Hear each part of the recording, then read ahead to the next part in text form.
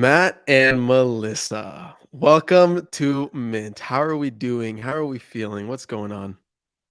We're doing well. Thanks for having Yeah, us. Excited to great. chat.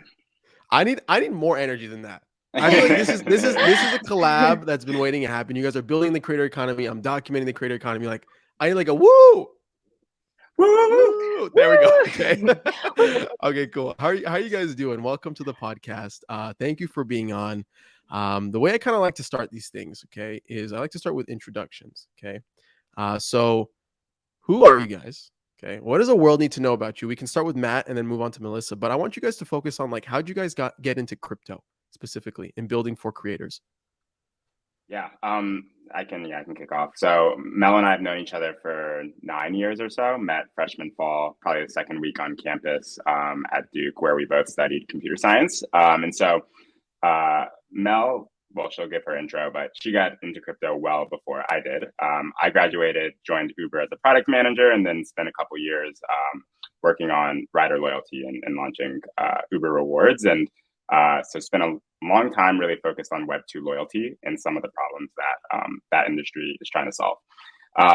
May 2020, left Uber to start a company with Mel. Ended up pivoting actually about 6 months into the life of that company, and really we're doing pretty open-ended exploration, and got really excited about Web3. I started down the rabbit hole January 2021 or so, and really like what compelled me about Web3 was it was starting to veer into creators, community, culture, all the things that I just care a lot about. Before I was sort of, an outsider looking in on Web3 and living vicariously through Melissa, but it started to really touch community. And that's where I got really excited, dove down the rabbit hole, and really haven't looked back. Nice. And Melissa, what's your story? How'd you get into crypto? Yeah, so I actually got into crypto probably around 2015. I actually just happened to be taking a class on crypto. It was in the business school, so basically completely irrelevant to what I was studying. I was studying computer science and economics. And basically the class just changed my life. It was called Intro to Crypto Ventures. And Cam Harvey was the teacher. Shout out, he's Shout awesome. out, shout But out. yeah, basically changed the trajectory of my career. Like, got really excited about crypto and all the ways that it was going to like revolutionize all these different industries. I mean, back then it was a big focus on finance and like remittances. And yeah, I mean, it just kind of like blew my mind that like if you were trying to transfer money across country lines and you were trying to send money through Western Union, it would take like 2 weeks and you would have Yeah. to pay a bunch of fees. And that was kind of what clicked for me with crypto. Is like, wow, this like totally makes sense as a new monetary system. So that's how I got started. And yeah, I started the Duke blockchain lab while I was still at Duke. One of the big problems I saw was that like Duke wasn't really doing a lot in terms of educating its students on crypto. And I thought like all these, like there's basically a paradigm shift happening and probably the people of our generation are going to be the ones leading it. So started the lab to help students get projects off the ground and just to like educate the general student body. So that was a really good experience. And the lab is actually still going today, which is Nice. exciting. Kind of had a little legacy there. Yeah, and then joined Coinbase basically after graduation, as a software engineer on the consumer web product, and spent 3 years there working on a variety of things. But yeah, left in November 2020 to start a company with Matt. Nice. So, okay, Melissa, like yourself, okay, you got started on the university level, what feels like very ingrained on the university level. I also got started there. You did the Duke Blockchain Lab. I helped start the Trojan Blockchain Society. And I only bring this up because like a lot of my love came into crypto because of what was happening on campus. Like I hated the school side of things. I was a bad student. I would get like C's and D's on all my exams, despite how much I studied at USC. And all the extracurricular stuff was like the only thing that kept me pulsating and kept me alive. I'm curious, by starting the Duke blockchain lab, what are like some of the more like transferable skills you've seen as a community leader into you now building products and being a software engineer? Yeah, I mean, the one thing I loved about it was just like starting something from scratch, basically like going from an idea from 0 to 1. And I think that kind of informed like, okay, like this is something I want to do for the rest of my life. Just like build companies, build things that last beyond me. So I think that was the big takeaway. Like I started it like my senior year of college, like Oh, wow. spring semester. So like didn't really have to do anything, but felt really compelled to do it because I was like, I feel like the university really needs this. Um, but yeah, I think the biggest takeaway was just I really liked building things. Yeah. Yeah, makes sense. So, okay, just so I understand correctly, you guys met in college, but then reconnected after graduation, right? Or did I miss that? We've been friends all the way through. Okay. So Okay. we've been best friends for basically the entirety of that time, but Okay. went our own separate ways in the professional context, and then joined up in 2020. So, how did you guys actually get to meeting back up together in a professional setting? Like, what did that look like? Who approached who? What's the origin story behind that? I approached Melissa. So, well, I mean, we just, we're friends and both living in the Bay Right. Area. So we were seeing each other all the time. And around the end of I guess it was 2019, beginning of 2020, I started to feel like I was ready to make a jump from Uber, wanted to Mm, start a company, and had always sort of like had in the back of my mind that Mel was like the perfect partner to start a company with. Had mhm. never brought that up to her previously, but around January, February 2020 is when I was like, what if we just started hacking on something in our free time, nights and weekends? And we started that. The pandemic then sort of added a bunch of chaos to our world. And that's when I left Uber and wanted to just focus full time Got on it. building together. And then, yeah, Mel followed me a few Got it. months later. Got it. What was the first product you guys set out to build together? Because you said you were building something for 6 months and then you pivoted more into the creator crypto space. So, what was that initial thing that you were trying to go after? We were building a consumer social like events marketplace, trying to build Okay. more of like a social front end to like an Airbnb experiences like marketplace. And so the first thing was that the pandemic made that an extremely tough idea to build and launch. But then, who knows whether that would have been a good idea either way. But yeah, that's what we built first. Spent a few months kind of getting the MVP out, grew it to a few hundred users, and we're able to get a little bit of traction, but really not enough conviction to keep building there. Got it. Melissa, I saw you smiling in the green room. Do you have anything to add to that? Nothing more, but yeah, basically the pandemic took a lot of wind out of our sails. But I think the great thing there was we just like built and tested and just iterated really quickly. It's because we knew like events is like a really hard industry. A lot of people have tried it, but we just wanted to like give our own shot. And I think we knew that like, okay, let's build, test out in the wild and see how it goes. Obviously, like COVID kind of put a wrench in that plan, but I think we Yeah. actually did learn a lot through the process. Yeah, and I feel like the creator path was very much destined for you guys based off your past experiences as creators building communities and building loyalty rewards systems at Uber. Like it's very much in tune, and if you look back and you connect the dots, like it all makes sense from that point of view. Matt, I'm curious, like as you were working at Uber, as you were working on the loyalty reward side of things, and you pivoted into doing this startup, when was like the aha moment when you were like, okay, this actually makes a lot of sense to go more in towards the creator space? And Melissa, feel free to jump in too if it was very much like a mutual thing. I'm curious to hear how the origin story kind of migrated from events into creators. Yeah, so around the time that we were pivoting, this would have been like end of 2019, I actually did Launch House, if you're Oh familiar. yeah, cool. Uh, yeah, and so I did like the second one. I knew all of the founders from On Deck, and it was in Tulum. So I spent a month living in Tulum, essentially in this like hacker house of sorts. And just by coincidence, my roommates, like literally the three of us in a room together, were Alex Masmej and Patrick Rivera.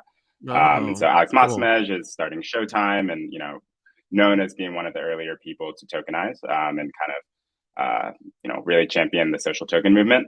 And then Patrick was actually, it was before he joined Mirror, but is now a founding engineer at Mirror. And so I got the crypto red pill via those two, just kind of like talking all day long. And, Alex was pre-show time and spending a lot of time just on Clubhouse talking about his social token. And we spent a lot of late nights jamming. And so that's where I got really excited about Web3 and the social token and NFT kind of angle in particular. I thought had a lot of parallels to my experience building rewards programs and just the way that you can use these assets to identify and reward the most valuable customers in the case of a company. But I think it applies equally to the most valuable contributors in a creative community. I saw that there was a lot of parallels to the insights I had from Uber, and it felt like what was really missing was the tooling, the applications, the products to make these tokens really useful. Yeah. That's a good point. I feel like even today, the current state of the creator economy, which I'd love to hear what your thesis is around that and how you guys are seeing these things, but everything very much feels scattered. If you zoom out and you look at it from like a hawk's point of view, you have all these different audiences that creators are trying to build for themselves across different platforms, and they're trying to use Web3 as a primitive to kind of tie it all together, own that community, and form some type of direct monetization line between the end user, the fan, and who they are. And there's a couple things I want to ask you. Okay, creator is a very general word. Many things fall under the word creator. Okay, so how do you guys think about creator? And based off how you think about creators, what's your thesis for like crypto and creator? I can kick off and then I'll jump in. But yeah, so when we think about creators, we think about anyone who is building an audience online primarily, and building a community around their content, and then just around like some interest or whatever the nature of that content is. So we have a pretty broad definition, and we're definitely building for all creators in Bonfire, but for right now, we're taking a focus on specific verticals that we think are going to be earlier to adopt Web3. And so music is kind of that first vertical that we're focused on right now. But yeah, we have I think a broad lens of the types of creators that we could eventually support.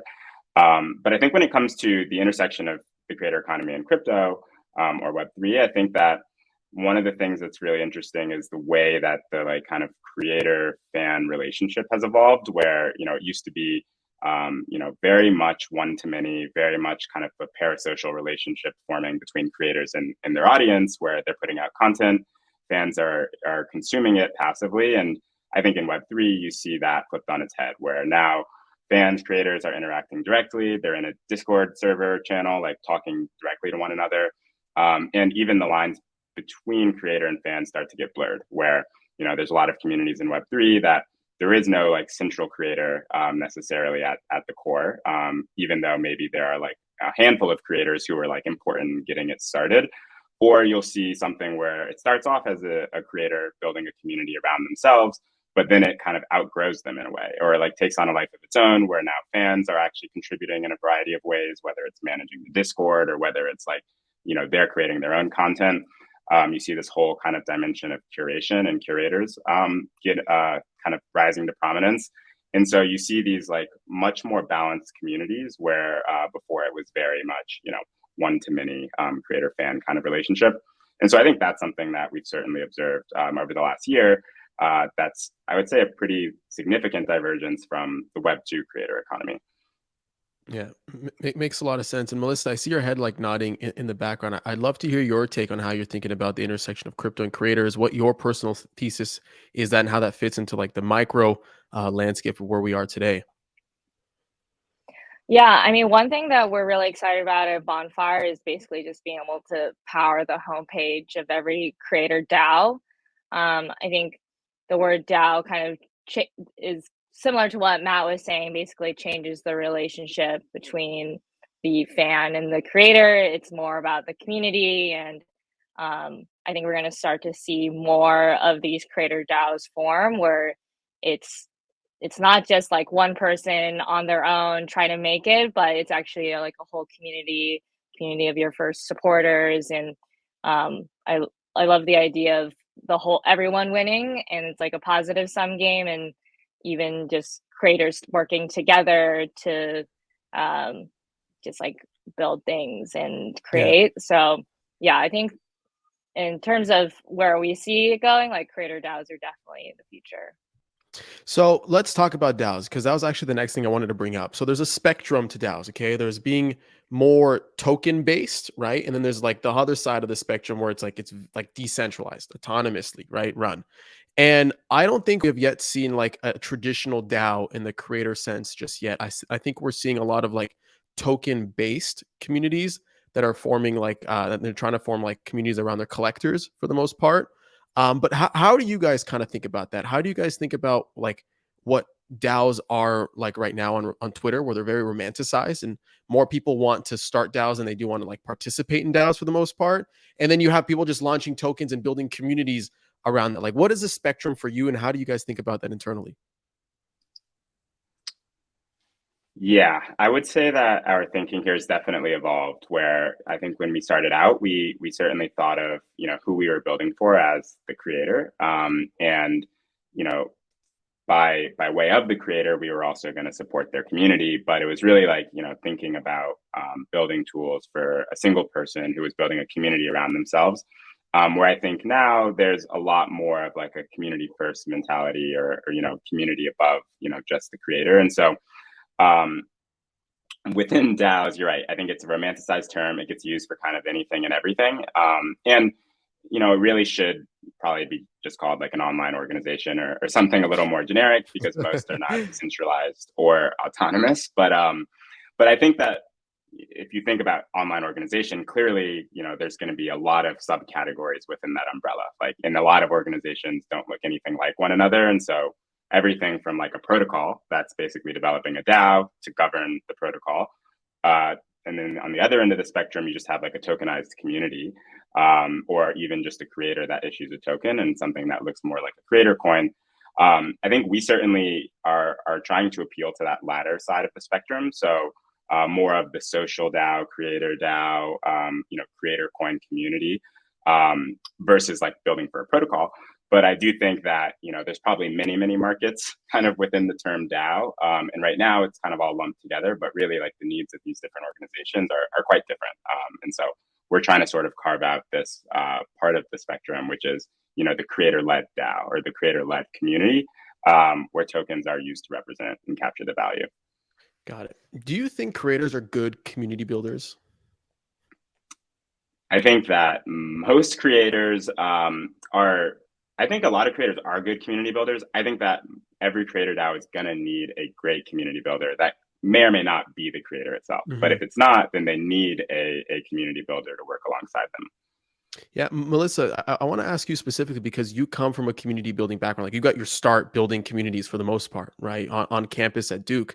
Like, what are some of the characteristics that you see maybe creators lack, for example, when it comes to actually building, sustaining, thriving communities? Because a lot of creators want to focus on what they do best, creating. And that whole like other component of building a community around their creations tends to be tedious. So from you as like a community builder, what are some things you think people need to kind of like preserve within themselves, the skills that they need to actually build like sustaining, pulsating communities for the most part? Yeah, I mean, certainly I'm not an expert on community building, especially on the internet. Like when I was building blockchain lab at Duke, like it was mostly in person. And so I feel like Discord is like managing a Discord is a whole different skill set that not even sure I really possess. But which, by the way, is like a full-time job. Like that really feels exactly. like a full-time job. Yeah, I mean, it's also really hard. And I think a lot of the Web3 native creators are going to be community builders to start out with. Maybe as a Web2 creator, it might not come as naturally just because of like the fan relationship that was popular in Web2. Like it's mostly one directional. And so a lot of creators probably aren't used to that bi-directional, just like community relationship. So I think in that case, like having a community manager is super great. Like, I don't think like the creator necessarily needs to be that person. Obviously, they need to be like involved in the community, but I don't think that they need to be the same, because they're completely different skill sets. Yeah. How do you guys, I mean, if a creator came up to you and they're like, okay, guys, like you're the builder experts. You guys have been in Web3 creator for a long time. Okay. How do I split my time between creating and community building? What's your answer to that? If you have one?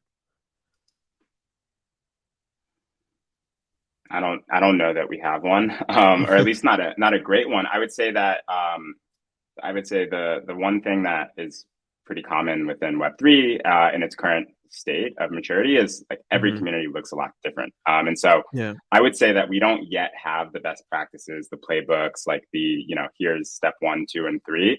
And so we're very much in this kind of like playground of experimentation phase where hopefully the idea is coming, from the creator for why they need a token or why they're building this community to begin with.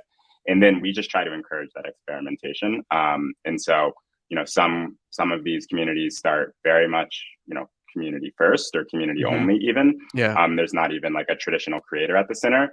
Others really are a lot more top down, a lot more like, a new age fan club. And I think both will exist. Both will be very sort of popular ideas in the future. And in terms of execution on either front, I think we're still very early. And so, I mean, our general stance is like, let's enable as much experimentation as possible, Yeah. such that as a space, we collectively develop the playbooks, the best practices, the insights on how best to use these tools. Yeah. I kind of touched upon this in some of my commentary earlier, but I'd love to hear your guys' point of view. Like, why is Web3 the perfect medium for creators? Yeah, I think, I mean, when we were actually looking at, was exploring a bunch of different ideas, like back in early last year, we got really excited about the creator economy actually. And to me, like creators are just like entrepreneurs, like the internet native entrepreneur.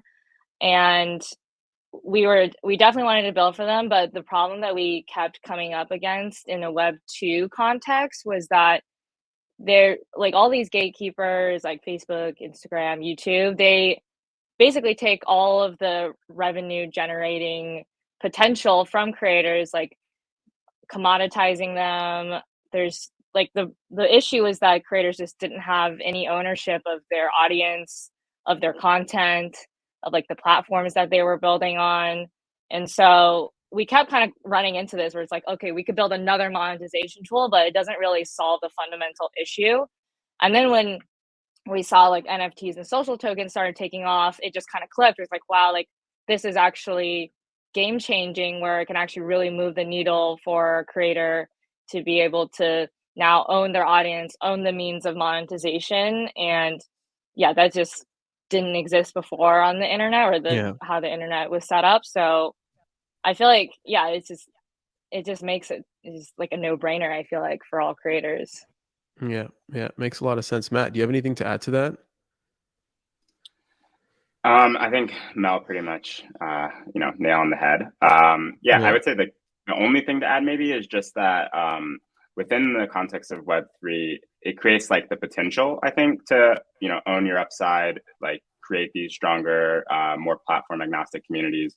But it's not it's not a panacea. You can't just like introduce a token and expect all your problems to get solved. Right. And Right. certainly Web3 introduces some new challenges as well. And so I think that it is a technology which allows for stronger, more durable, long-term communities to get built.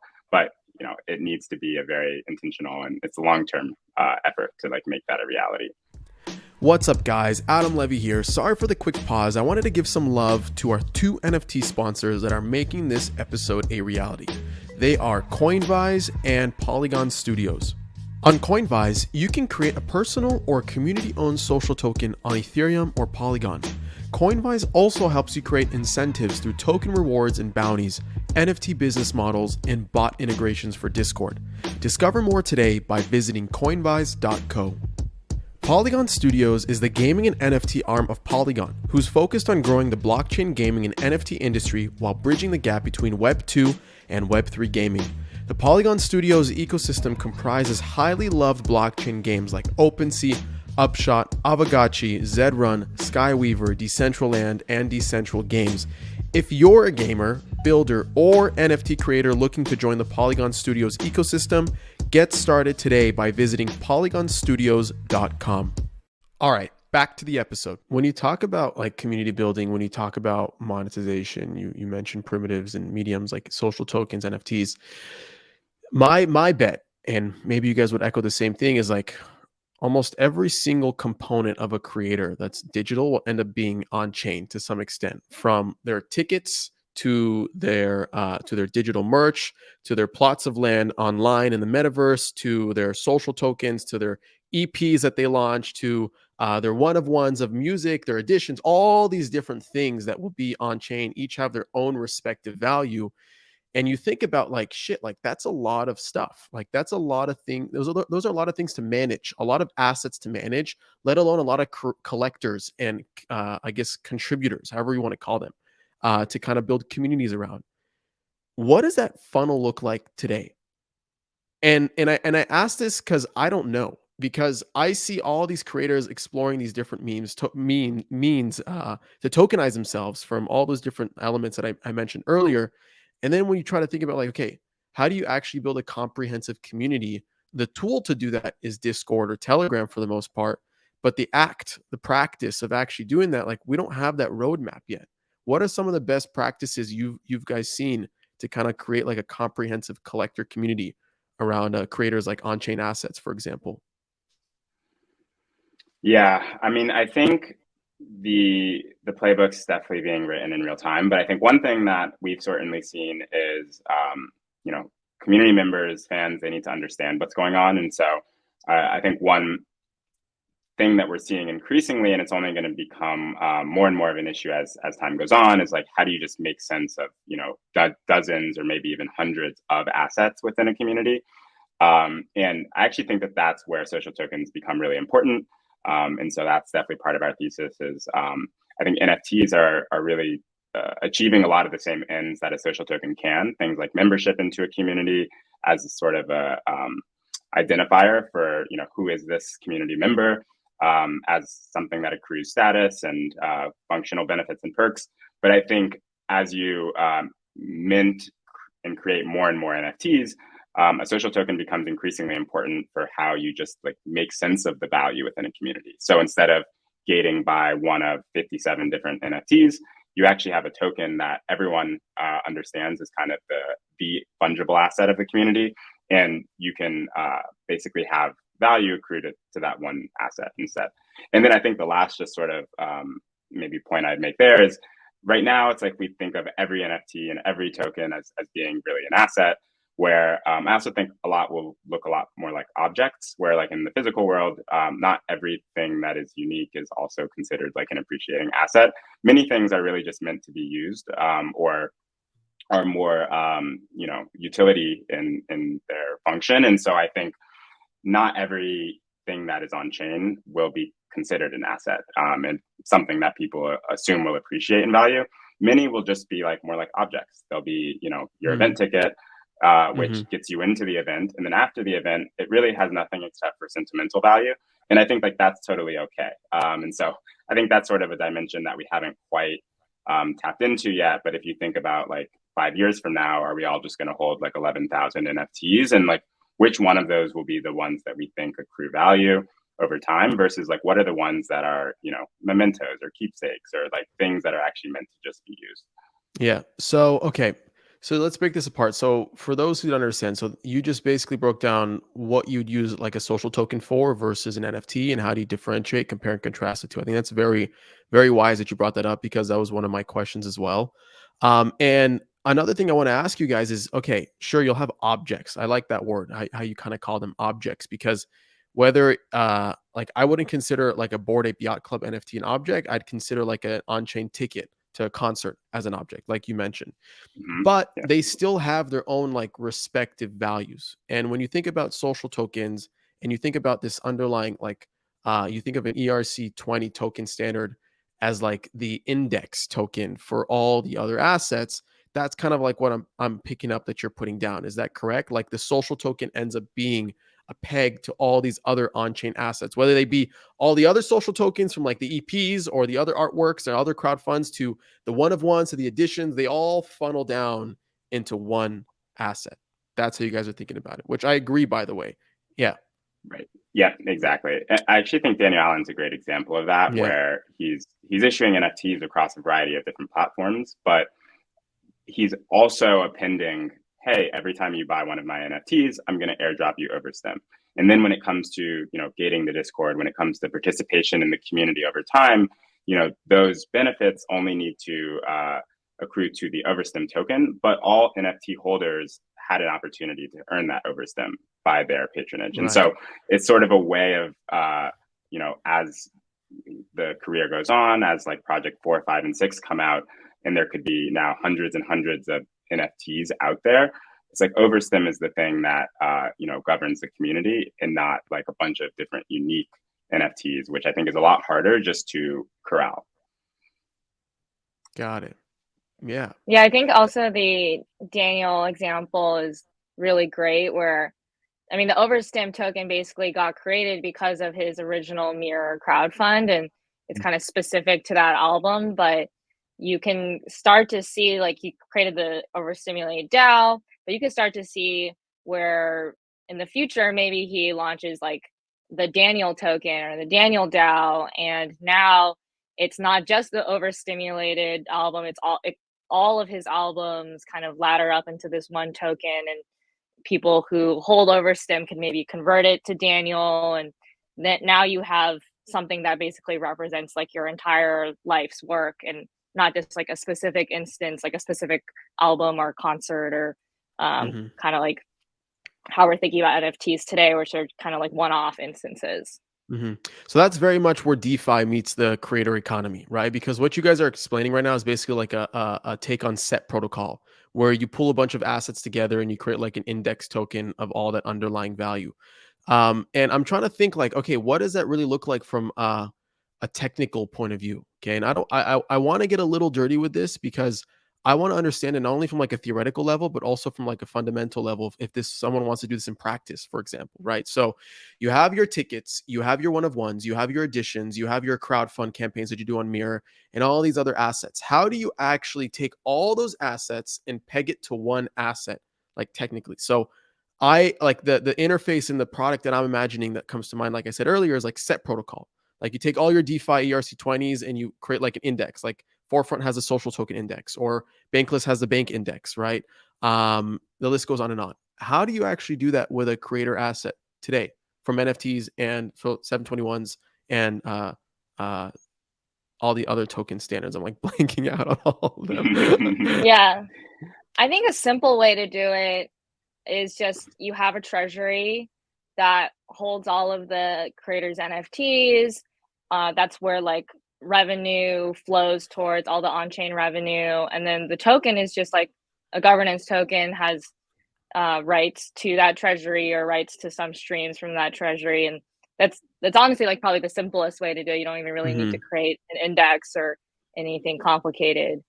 That's kind of how I would see it now, but I think we're seeing it play out in real time, so yeah, we'll see. and Melissa, you bring that up, and another thing that comes to mind, and Matt, I'll let you jump in because I feel like you want to say something too to this.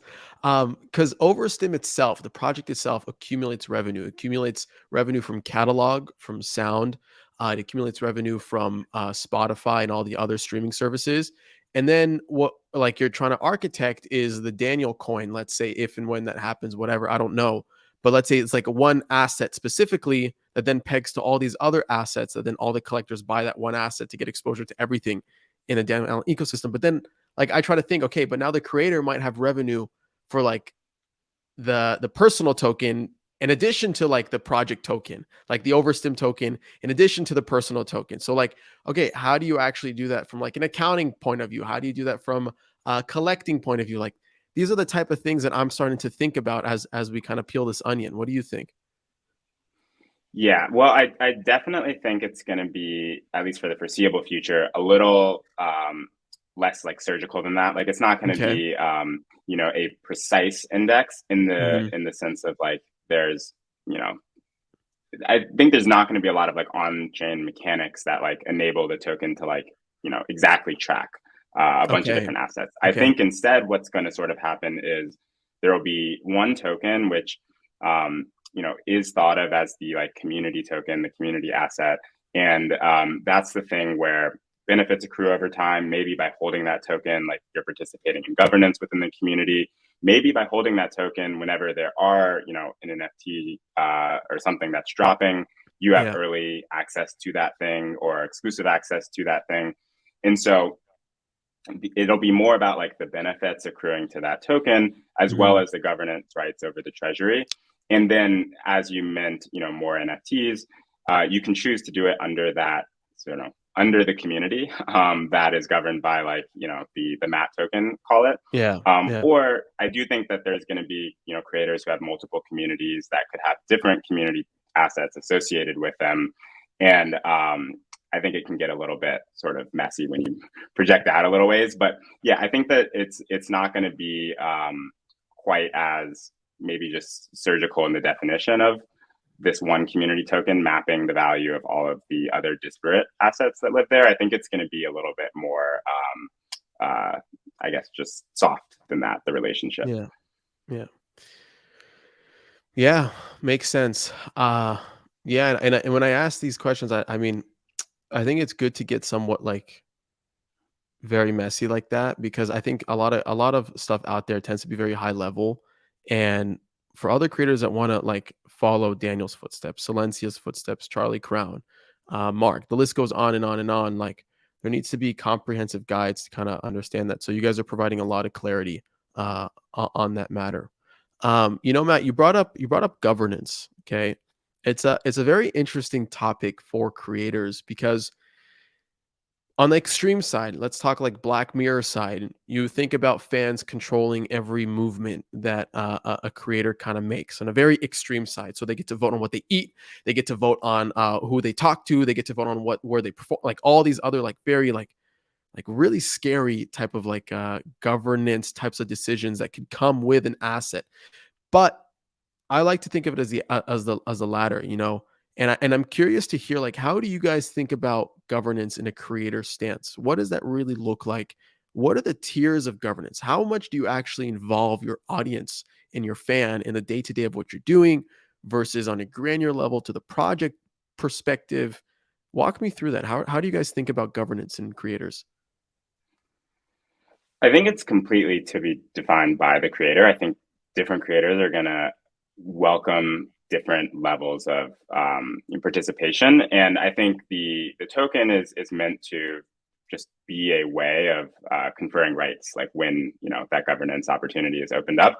But I think in the same way that as a shareholder of a company, I don't get to decide everything that that company does operationally, or even within most DAOs, it's not like everything goes up to a vote, right? It's like there is a kind of mutually agreed upon like structure of like what governance rights the token confers.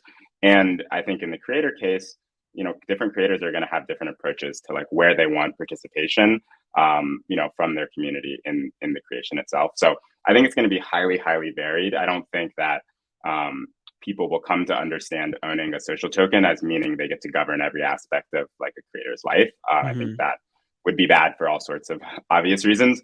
But I think instead it will be a way for, when a creator is looking for engagement, participation within their community, that token is the way that they do that. It's the way that they actually, gate that participation and also reward the people who have been collecting that token. So yeah, I think that maybe governance in the creator context is going to look quite a bit different than governance in the more protocol DAO context. And I think all of that is still very much a work in progress. Like as Web3 as a space is still figuring out how governance like works. Yeah. Melissa, how do you think about governance in a creator stance?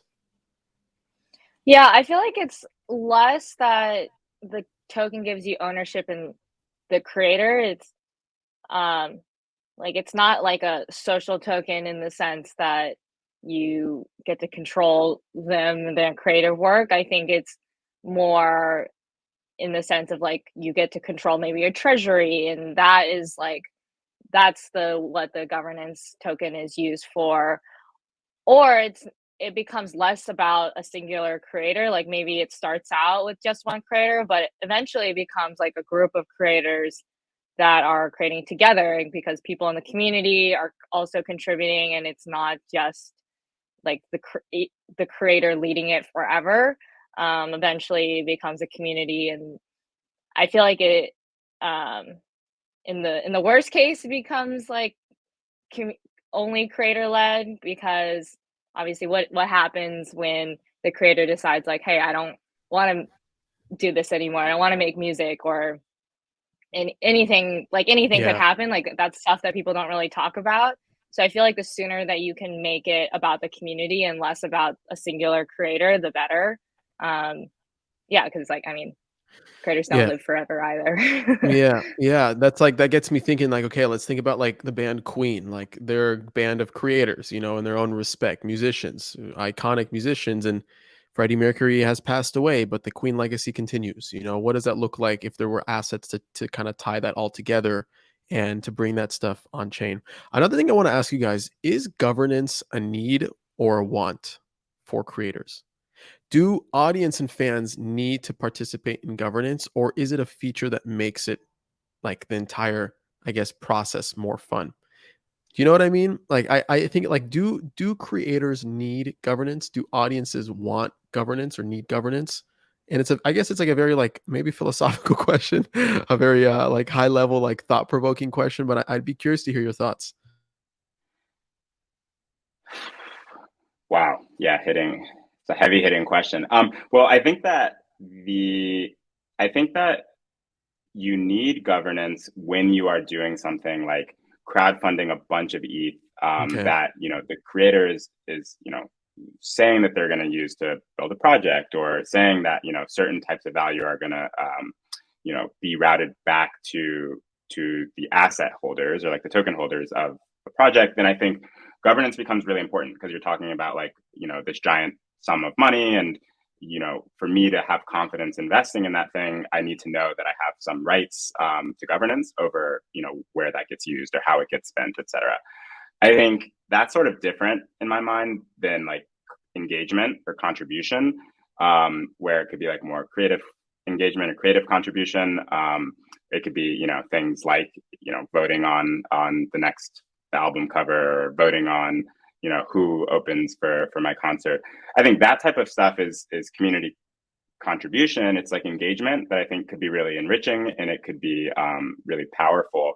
But I think it's very optional. It's very like nice to have. Certain creators will want that. Others, won't want that at all. But I do think of that as being pretty different than like governing a treasury, and that's where I feel like it's most required, or it's at least required for collectors, I think, to have confidence really collecting in these Hmm. communities. So Hmm. that's maybe where I would draw the line. Yeah, Melissa, anything to add to that on the needs or wants of governance? Because I have so many more questions, but I know you guys are just like so into it, so I'm curious to hear. Yeah, I mean, I agree. I think when there's a treasury, I think that's when governance becomes important. But I don't think every creator DAO necessarily needs a treasury. Like Hmm. it could be that the token is just for a reward point to reward contributors, people who are day one, and just be able to distinguish between the fans that um, have been around for a while. So I think it's not necessary, but I think it does become like really interesting when you start to involve more of like these tokenomic models, and that I think it's yet to see like if that is a great model or not, if you financialize everything. But I think you can start to get really just interesting models where everyone is aligned financially, and see how that plays out. So it's not a solid Yeah, answer, but yeah. You there's know, no one because answer. yeah, no, for sure, for sure. And like, if you look, okay, well, let's go back to the DAO spectrum from just like a token-based community to like completely decentralized and autonomous. Okay, a lot of token-based communities, they use platforms like Snapshot or Tally, or even like the Discord reactions as a way to kind of dictate a path forward. And when you think about on-chain governance versus off-chain governance for creators and their fans, how do you differentiate the priority between the two? Like when should someone like Daniel be using a Discord React on their messages to decipher a direction versus putting something like on chain and having it permanent, or off chain using Snap? You know what I mean? Like how do you kind of decipher which path to go and in which context? Yeah, I think it maybe maps to, I guess, like that distinction I was trying to draw before between, like, Hmm. if it's going to be a material use of treasury funds, or it's going Okay. to, like, have implications for the value of the asset, then I think it's very critical to involve the community in a way Yeah. that is a little Yeah. more robust. Yeah. If it's who's going to open for my concert, then I think it's very much like Discord reaction is just enough way to get signal, and almost like a social Yeah. contract that okay, this person who won the vote is actually going to be opening, and that's all that's really necessary there. Yeah. Makes sense. So, guys, let's talk more about Bonfire. Okay, we talked a lot about like general high eagles type of stuff. Excuse me. I'm curious because you guys actually summed it down to be something really interesting. So, the front page for Creator DAOs. Okay, and this is very evident with the page that you guys built for Daniel Allen. Okay, that showcases his different assets, for example, like his treasury, to his Discord links, to buying the Overstim token and actually doing a swap on there for all these different like really cool gadgets and components for the creator itself. So when you think about building the homepage for a creator, what does that really look like, big picture, for you guys? I think the first thing is that there needs to be just a public way that somebody can arrive and learn what is this DAO about. What is the DAO? What are the assets that are connected to that community? Like, what are the various perks and benefits of participating in that community? Who is the artist? And like, what type of art do they make? And like, where can that art be, enjoyed? So I think that's the first thing. Is there does, at least for a community that is public, there needs to be a public way for people to understand the value of the community. And then I think that there's a big part that is a very critical part of our roadmap, which is also like, what about the private or community only sorts of events and experiences that maybe live behind the token gate? And like, how do you, whether it's content or events or other types of value, how do you allocate that to the token holders or the community members? And so I think there's definitely an aspect which is like public versus private, and probably you want both depending on what it is exactly that we're talking about. And then I think the other thing is just right now there's a ton of focus on buying your way into communities. But if you just look historically at the creator economy, most fans are paying, quote unquote, with engagement, their attention, their time, their passion, and not with dollars. And so I think we have a kind of limiting form of social tokens right now, where for the most part they're purchased. And I think that Hmm. earning and the ability to actually be a valued member in a community because of your fandom or because of your patronage, because of your non-financial patronage, I think that's a really big sort of gap in today's Web3 meets creator economy. So that's another thing that'll be a focus for us. Yeah, that makes sense. Melissa, anything to add to that? Yeah, I think a big thing is creators need to, like, a huge need is just to onboard the community that you have already into Web3. And I think there's like Discord is not the best first entry into crypto, I think.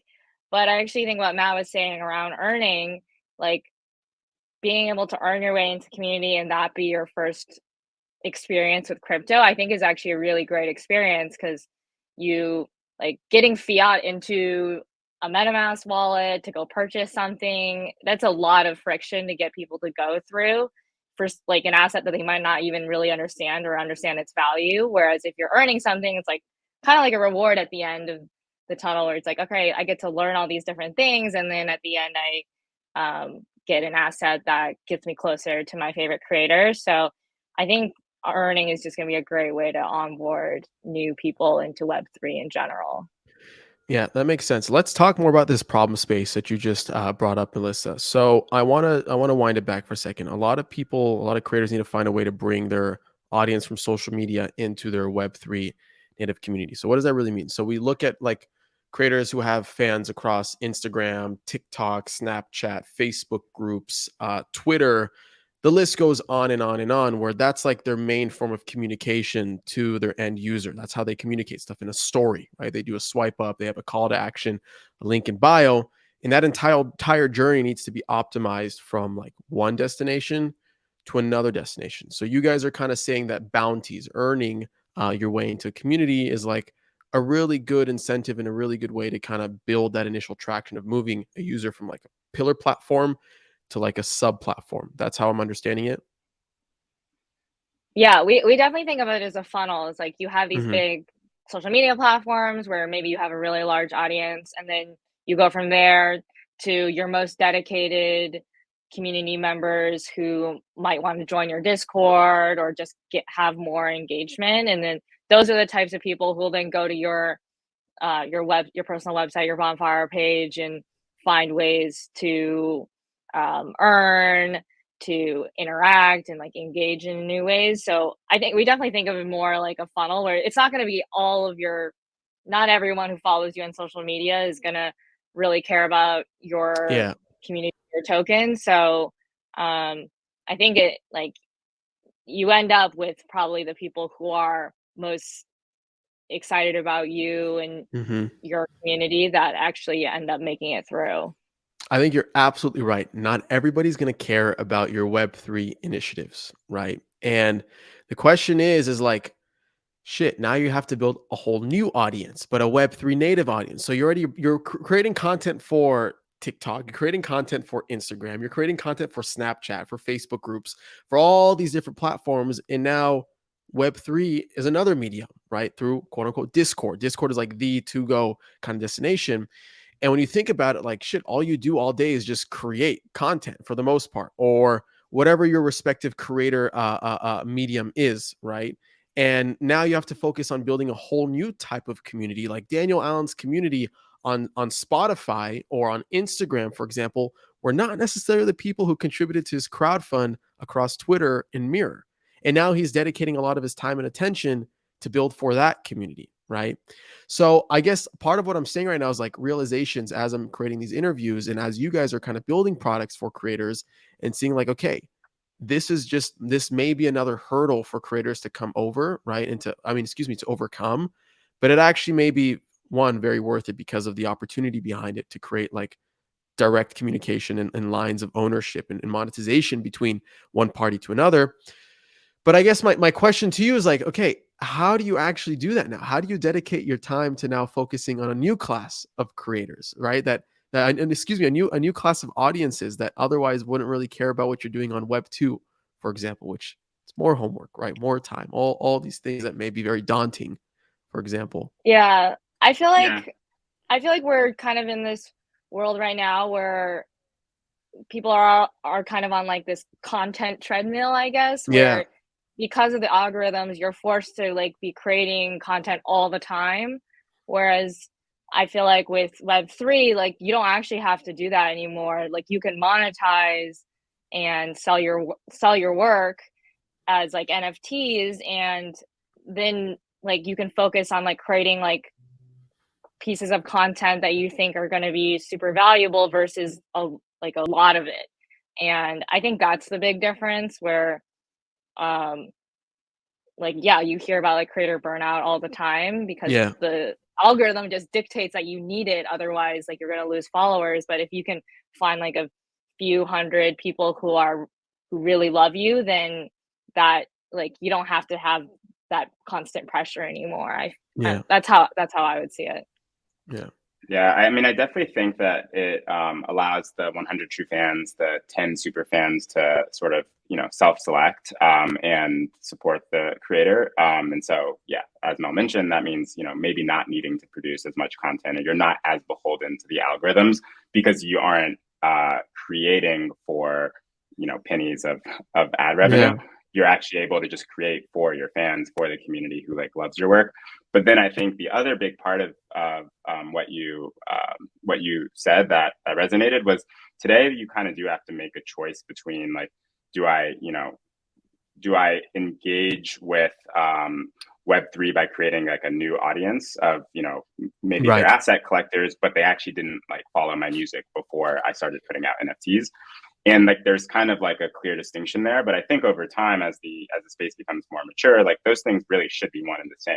It's like the people who are collecting your NFTs should be the biggest fans of your content, not the biggest fans of NFTs. And like, right now you have this world where like as a musician, you can announce that you're going to be putting out NFTs and your biggest fans might hate you for it. Like they could be like the ones, commenting on Twitter and like, ripping you apart for it, where really they should be the ones who are most excited. And so I think right now we're in this kind of like awkward teenager phase of maturity where like you do have to make some of these trade-offs, which you really shouldn't need to make kind of as the space continues to mature and mainstream adoption is a little further along.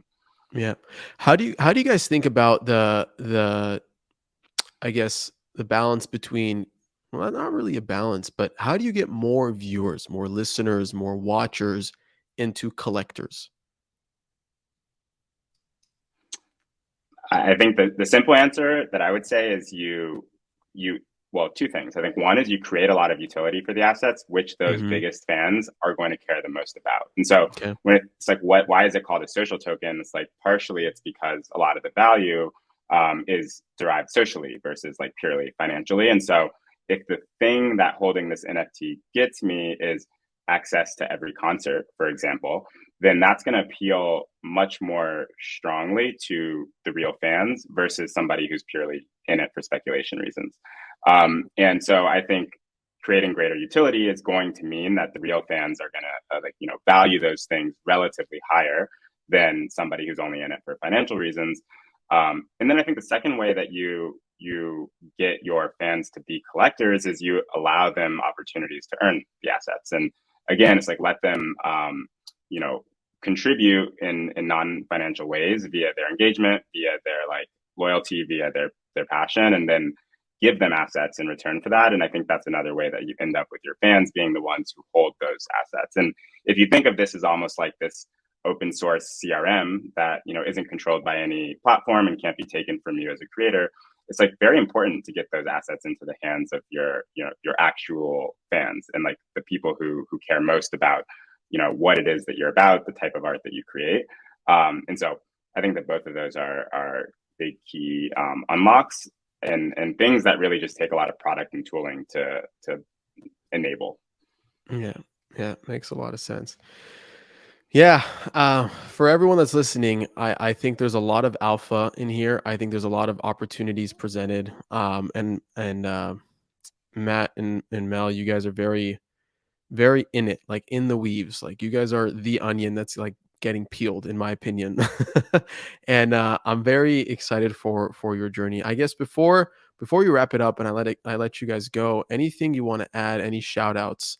I know you guys had the Daniel Allen project that you put together. You guys announced the public launch of Bonfire. I know you guys were very much in stealth mode, doing stuff with Rally. Matt, I remember you were telling me that thing behind the scenes. Anything to add on that front? What can we expect from Bonfire in the next few months? Fill me in. I'm excited. Yeah, I mean, the biggest thing is just heads down building, trying to get the platform ready for really just self-service on the Ethereum side. Cool. As mentioned, yeah, we've been in Rally and partnered closely with that team for the last several months, but really wanting to just sort of achieve platform parity and make it available for anyone on mainnet as well. And then Polygon will be a big focus for us in terms of L2s and scalability. Nice. And yeah, I would say like that's a really big focus. The other big focus is going to be on kind of those two things that I just mentioned, utility and earning, and really trying to solve for where we see gaps in the market today and try to help creators. I guess it's really like helping the reality of like the value social tokens are. And when I say social tokens, I mean NFTs and fungible tokens. It's like having the reality of the value that gets created, like match the potential. And I think that, there's a couple of big gaps that need to be solved for that to really happen. Yeah, I love it. I'm excited for you guys. Melissa, any last words before before we wrap it up and we share our socials and all that? Nothing to add. Cool. Guys, this was great. Where can we find you, Matt? Where can we find you, Melissa? Where can we find Bonfire? Give us the rundown. Yeah, on Twitter, I'm at Matt_Alston because I was sort of late to the Twitter game. Nice. Yeah, mine is Melissa Zhang 13. Nice. Or you can find us just at Bonfire tweets. Yeah, and try bonfire.xyz. Amazing. Guys, we should definitely do this again in a few months. And thank you for being on. Thank Absolutely. you. Thanks so much for having us. It's a pleasure.